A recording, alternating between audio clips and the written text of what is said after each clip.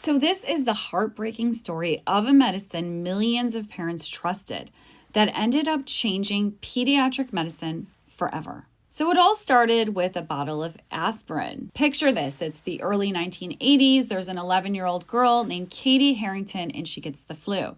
And like parents everywhere at the time, her family did what doctors routinely recommended. They gave her aspirin when she was sick. And at first she seemed okay, but then something very terrifying happened. She started vomiting uncontrollably. She became confused, her behavior changed, and within hours, she slipped into a coma.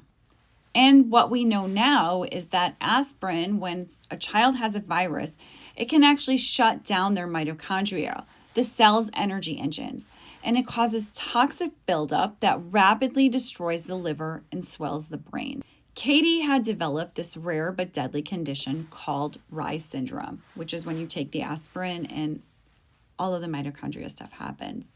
So her liver suddenly failed and toxins began to flood her bloodstream, and her brain started to swell. And once that swelling starts, there's often no stopping it, unfortunately.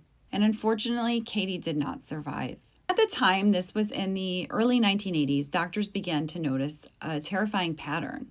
Kids with the flu who took aspirin, who suddenly would develop liver failure and brain swelling. Okay, so now you're probably thinking, is that the same medication that's sitting in every medicine cabinet, that's all over the pharmacies, and that's triggering fatal brain injury to kids?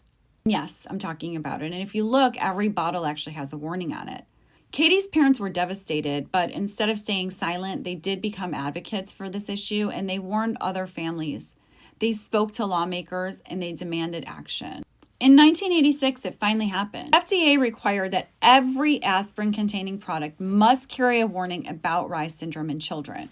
And shortly after, the UK followed with the same warnings. So think about that. One child's story literally rewrote medicine labels around the world. Before this, parents were literally told aspirin was safe for kids with a viral illness.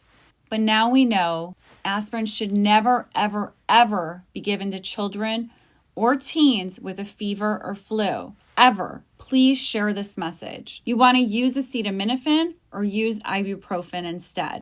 Rest in peace to sweet Katie, and thank you to your family for saving many children. And remember, before you pop a pill, even if it's over the counter, every medicine might contain a danger, and you want to know about it. Follow me for more stories like this.